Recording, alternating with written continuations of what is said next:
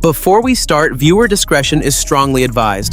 The following is for educational and entertainment purposes only.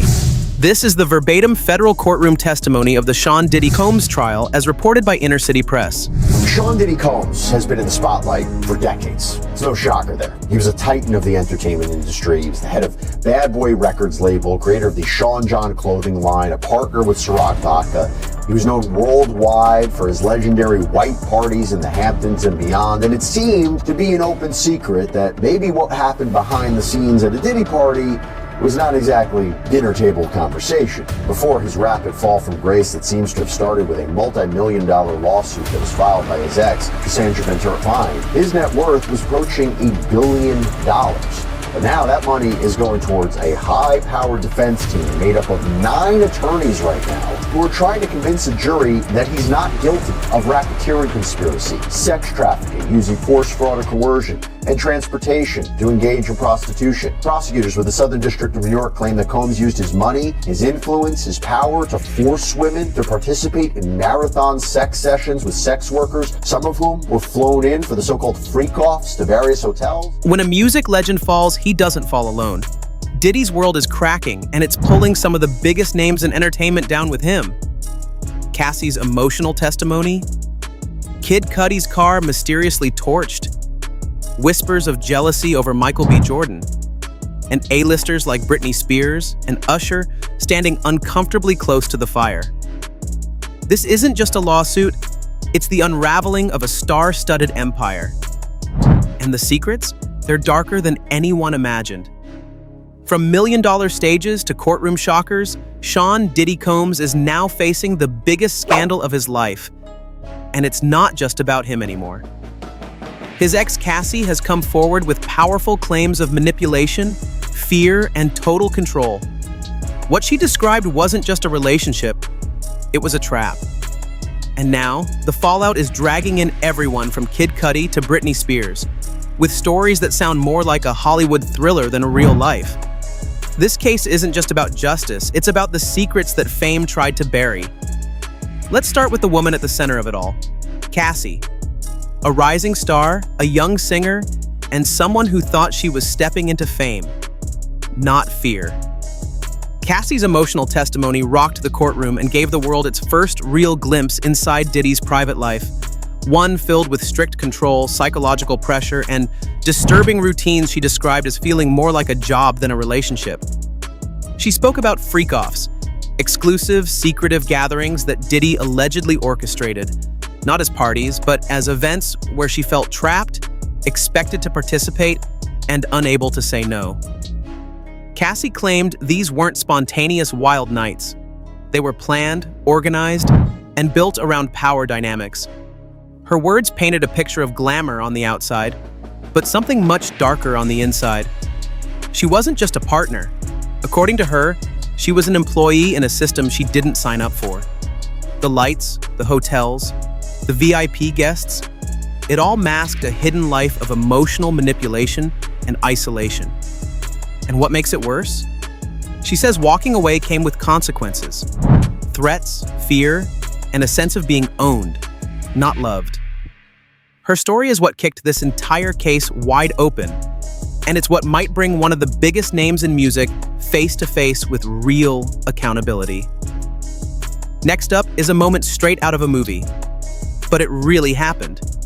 Kid Cudi, the chart-topping artist and close friend of Cassie, suddenly found himself in the middle of this explosive drama, literally.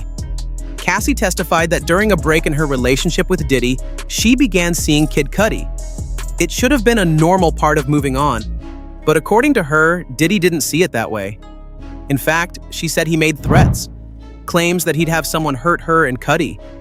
He even allegedly told her he'd be out of the country when it happened. Shortly after that, Kid Cudi's car mysteriously exploded in his driveway.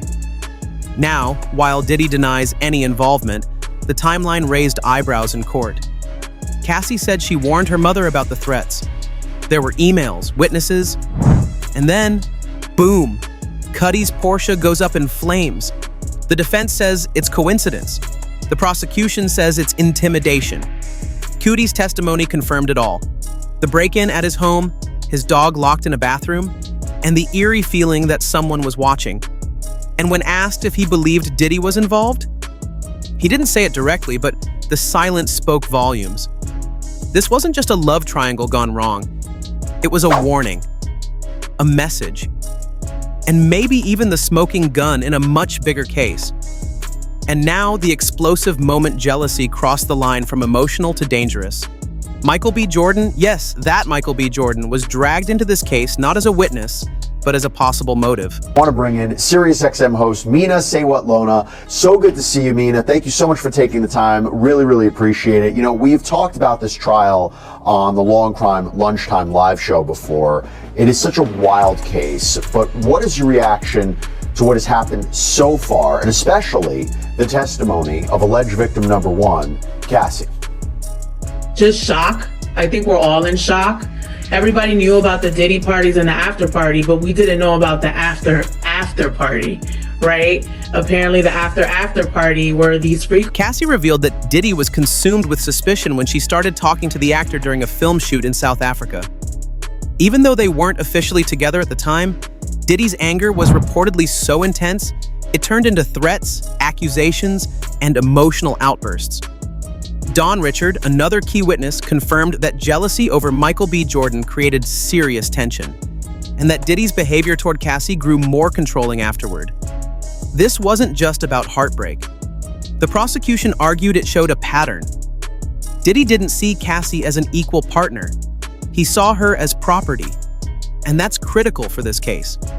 Because if you can prove someone is using emotional manipulation, fear, and power to control a person's choices, including who they date, that's not just jealousy. That's coercion. Cassie's time with Michael B. Jordan should have been a break, a breath of fresh air. Instead, it became another chapter in a growing list of threats and pressure tactics. So what started as a rumor between two stars turned into something much darker. Another example of the twisted power dynamic prosecutors say defined Diddy's world behind closed doors. Let's rewind to the beginning, to a moment that seemed innocent but, in hindsight, was anything but. It was Cassie's 21st birthday in Las Vegas. A milestone, a celebration. And the guest list? Shocking. Britney Spears was there. Dallas Austin too, all thanks to Diddy. According to Cassie, this wasn't just a party. It was her introduction into Diddy's world. She didn't know Britney. She wasn't even connected to those circles. But Diddy pulled the strings and made them appear. It seemed magical, like a dream, until it wasn't. That party marked the start of a relationship that would later be described in court as controlling and emotionally damaging. The fact that Diddy could summon global superstars to a 21-year-old's private event showed the influence he had and the illusion he could create. For a young woman entering the music business, it must have felt like stepping into royalty. But prosecutors now say that kind of access was part of the manipulation. Surround her with fame, promise her the world, and slowly take away her independence. Britney Spears being there wasn't a coincidence. It was part of the power play. That night changed everything. And years later, it's no longer just a party story. It's a pivotal piece of a much bigger, darker puzzle. Next up, we focus on someone whose silence is making headlines. Usher. The R&B legend who once lived with Diddy during his early rise to fame is now being linked to some of the most disturbing moments in this case. Don Richard, former member of Danity Kane, testified that Diddy once physically harmed Cassie right in front of Usher. No one stepped in. No one stopped it. And that raises a chilling question. Why didn't anyone say anything? It's important to note, Usher isn't accused of wrongdoing. But in this courtroom, where the power dynamics are being peeled back, even the silent witnesses matter. Because silence in the face of abuse doesn't erase what happened. It helps it continue. The prosecution is painting a picture where Diddy's inner circle either feared him or blindly followed him. And if celebrities like Usher were present when things crossed the line, it only proves just how untouchable Diddy believed he was. Was Usher afraid? Did he feel helpless? Or did he simply not realize the full story? We may never know. But the fact that his name is even part of this narrative shows just how far-reaching this case has become. From Grammy stages to courtroom transcripts, Usher's role may be small, but his silence echoes loud. Now we shift to another familiar face, Neo. Known for his smooth voice and powerful lyrics, he was part of Diddy's high-profile social circle. But in the shadows of the glamour, testimony suggests he may have also witnessed moments no one should ignore. And the fact that we knew nothing about these sexual encounters that he was orchestrating, it's just shocking. Well, it does become a question how much people knew about alleged freak-offs. Were those things kept secret or not? I mean, right now, at the point of this testimony, I haven't heard any testimony. Celebrity A, Celebrity B was a part of the freak-offs with Cassie and the sex workers. It was like Cassie, Combs, the sex workers, right? So the question that I have is, who has been named as a celebrity so far in this trial, and who maybe is going to testify? Which celebrity is going to testify? So here's the thing. Cassie was on the stand for days of testimony, right? And yeah, you're talking 8 months pregnant, by the way, 8.5 months pregnant. She mentioned a few celebrities, and I thought this was interesting, and it points to Combs' famous friends and connections. So for example, she was asked about when a relationship with Combs really began, and she testified that they shared their first kiss at her 21st birthday party. Richard stated that Neo was among those present during incidents of emotional outbursts and alleged mistreatment of Cassie. The kind of scenes that, once exposed, leave you wondering how no one intervened sooner. Like Usher, Neo is not accused of doing anything wrong. But the prosecution is using these details to paint a larger picture of how Diddy maintained control, not just over Cassie, but over the entire environment. When A-list artists witness disturbing behavior and stay silent, it creates a culture where victims feel even more alone. Imagine being hurt, emotionally or otherwise, in a room full of successful people, and not one person steps forward. That's the kind of silence this case is trying to confront. Neo hasn't commented publicly, but his name, now linked to this trial, adds to the tension. Because when you're that close to the chaos, front row, backstage, or VIP, what you do or don't do matters more than ever. Now let's talk about Justin Bieber, a global pop icon who, during his early rise to fame, was often seen around Diddy, mentored, protected, or maybe groomed by the industry's most powerful hands. Though Bieber hasn't been accused of anything and hasn't testified, his name entered the conversation because of where he was. Inside the mansion, part of the inner circle, behind the doors where the public wasn't allowed. Diddy once bragged about giving Justin the keys to the city. But now people are asking, what kind of world was Bieber really being introduced to?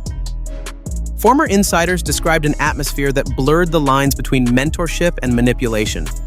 Lavish parties, late-night sessions, and a lifestyle far too adult for someone still in his teens. The courtroom didn't focus heavily on Bieber, but his presence in this story reminds us that fame often hides things in plain sight. If someone that famous was around during these dark chapters, how much did he witness? How much was kept from him? And how many people were carefully shielding young stars from the truth? The mention of Bieber adds emotional weight, not because he did anything wrong, but because it shows how deep Diddy's influence reached. From industry legends to teenage pop stars, no one seemed too far from his orbit. Next up, let's unpack what looked like a career dream, but may have been something very different. Cassie was working on a mixtape, Rockabye Baby, featuring big names like French Montana, Fabulous, and Too Short. On the surface, it looked like a massive win for any rising artist. But testimony from Dawn Richard suggested otherwise. She claimed these features weren't just about music. They were part of Diddy's calculated grip over Cassie's career. He controlled who she worked with, when she recorded, and what made it to the public. According to her, Diddy never intended to release her work. He just used it to keep her dependent on him. The mixtape, filled with high-profile collaborations, never launched Cassie the way it should have. In fact, she claimed she recorded the equivalent of 9 albums worth of material, all shelved. Why? The prosecution says it was about control. Keep her working, keep her hoping, keep her from ever leaving. The artists themselves, French Montana, Fabulous, and Too Short, aren't accused of anything. But their names now echo through the case as symbols of a trap disguised as opportunity. Cassie was placed in rooms with stars, but behind the studio glass, she says, was silence, pressure, and manipulation. What sounded like music history was just another verse in her story of control. Now we arrive at a name that might surprise you. Dallas Austin, legendary producer, hitmaker, and a figure Cassie said was at the very beginning of her relationship with Diddy. According to court transcripts, Dallas Austin was one of the celebrities brought to Cassie's 21st birthday party, the one that started it all. She didn't know him, he didn't know her, but Diddy made it happen. Why? Prosecutors suggest Diddy used people like Dallas to create a sense of awe, pulling Cassie deeper into his world by surrounding her with stars. These moments weren't random. They were carefully crafted. They made her feel chosen, even as the walls quietly closed in. While Dallas Austin hasn't been accused of any wrongdoing, his role matters, because it wasn't just about the abuse. It was about the setup, the illusion of opportunity, the dream just within reach, and Diddy with all his industry power controlling who walked through those doors. No, this is the lifestyle that Diddy lived. You know, he had parties. A-listers were at his parties. He was very well known. He had money. There's a charisma to him. He's the life of the party, right? He attracts people to him. We talked about this on the network. You don't become that they witnessed the abuse. But from what we're hearing, and to your point, they weren't necessarily a part of the sexual part of these parties, which is the freak-offs that lasted, some of them, up to 4 days, according to Cassie's testimony. What artist in their prime has 4 days to be locked up in a hotel, you know, participating in a freak off? Certainly not Britney Spears, I'll tell you that. So it's one of those things where he was around a lot of artists, a lot of A-listers and celebrities, but a lot of them, from, you know, what I suspect, were not a part of these freak-offs. They might have maybe been aware of them or heard about them, but in terms of participation, we haven't seen one celebrity say, I've participated in a freak-off. I don't think we're ever going to hear that if they in fact did, to be honest. And here's the thing, we don't know. If the party marked Cassie's entrance into a golden cage, Dallas was one of the guards, unknowingly or not. His presence helped build the image, the fantasy, the false promise that kept her close. And once she was in, according to her, she couldn't find the exit. Now we turn to someone who wasn't just a bystander. He was part of the machine. Harve Pierre, longtime president of Bad Boy Records and one of Diddy's closest business allies, finds himself wrapped in one of the most haunting testimonies of the trial. Dawn Richard, a former artist under Diddy, didn't hold back. She recalled Harve warning her and other women about the unspoken rules inside Diddy's world. His exact words? "It gets dark and lonely if you don't listen." Chilling. He wasn't issuing direct threats, she said, but the message was clear. Follow orders, don't ask questions, and stay in line, or suffer the consequences. That phrase became symbolic of what the prosecution describes as a toxic power structure, one where fear and silence kept people in check. Harve Pierre hasn't been charged, but his name keeps surfacing as someone who reinforced Diddy's authority. Not through violence, but through quiet, subtle pressure, through culture, through warnings. This wasn't just about one man allegedly abusing his power. It was about a system built to protect him, a system Harve helped operate. If Diddy was the king, Harve was one of the guards at the gate making sure no one stepped out of line. His words, simple as they may seem, now haunt the courtroom. It gets dark and lonely. What did they really mean? And how many people stayed silent because of them? Let's talk about Dawn Richard, the first insider to truly speak out. A member of Danity Kane and later Diddy Dirty Money, Dawn wasn't just an observer. She lived inside the empire. And what she revealed in court? It's devastating. She described a culture of fear, of unspoken rules, emotional threats, and psychological control. According to Dawn, they were told to obey, not asked, not encouraged, told. She painted a picture of an environment where creative freedom was crushed under Diddy's dominance, where stepping out of line could cost you your career, or worse, your safety. And most shocking of all, she said the abuse wasn't hidden. People saw it, stars witnessed it, but no one stopped it. She even confirmed that Diddy once physically lashed out at Cassie, right in front of A-list guests. And still, silence. Dawn's testimony didn't just support Cassie's claims, it added a new layer of credibility. Because this wasn't coming from a rival or outsider. This was someone who had been loyal, who had worked with Diddy for years, who had benefited from his success. But now she's speaking for those who felt powerless. Her words are brave, raw, and honest. We were told to obey. That's not just a statement. It's a warning. A glimpse into how far control can go when no one dares to say no. And now, the moment where things crossed into full-blown psychological terror. The witness list, like the witness list is sealed, so we don't know exactly who's going to testify. But when you mention the celebrities, when we're talking about Dallas Austin, Britney Spears, and the people that are around them, I wonder if this goes to a legal point. You mentioned Cassie, so she's signed to Bad Boy Records, 19 years old. She had the hit single Me and You, 2006.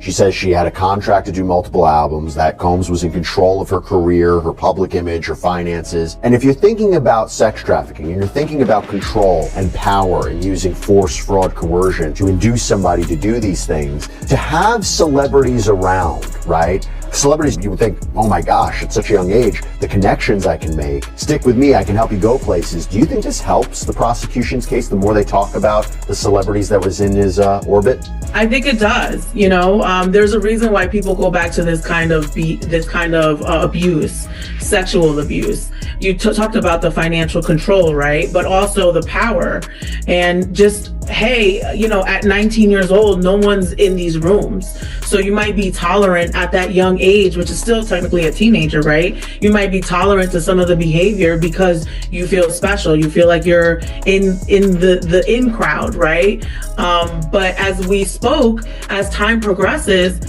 that power and that notoriety might not be enough to really stomach some of the horrible things that she had to do in order to stay a part of this group. As you mentioned, he controlled her finances. Next, we return to the music, the part that was supposed to be her escape. Cassie entered the industry with talent, ambition, and a dream. But what she got, according to her testimony, was a trap disguised as a recording deal. She said she signed with Bad Boy Records, young, vulnerable, and unaware of what she was walking into. Over time, she claimed she made enough music to fill 9 albums. 9, but only 1 ever saw the light of day. Why? The prosecution argues it was by design, because if Diddy controlled the music, he controlled her. Cassie said her studio time, collaborations, and image were all controlled by Diddy. He could decide when to release a song or when to bury it. He could make her feel like she was progressing even as she stood still. That, they argue, was part of the manipulation. And when she tried to leave, that's when the threats came in. About the unreleased footage, about the mixtape, about her future in music. What should have been her freedom became her tether. It's more than just a contract, it's a symbol of everything she couldn't escape. A reminder that sometimes the thing that brings you closest to your dream can also be the thing that traps you the deepest. And now, we reach the cliffhanger no one saw coming. The moment Diddy's empire begins to crack. This isn't just about one man on trial. It's about an entire world of glamour, celebrity, and silence now facing the truth. Cassie's testimony was the fuse. Don Richard lit the fire. Kid Cudi brought the heat. And suddenly names that once glittered in lights are being whispered in courtrooms. But here's the thing. Some stars are speaking. Others are vanishing from public view.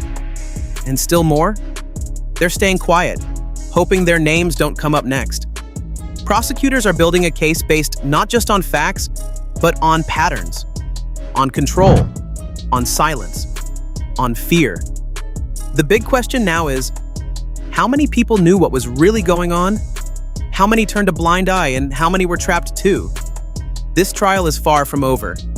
More witnesses could come forward, more secrets could break free. And Diddy? He may not be the only one under the spotlight for long. What began as a lawsuit has turned into a reckoning. And the final act hasn't even started yet. If this drama left you speechless, you're not alone. The silence around Diddy's empire is breaking, but the full truth? It's still unraveling. And trust us, what comes next might be even bigger.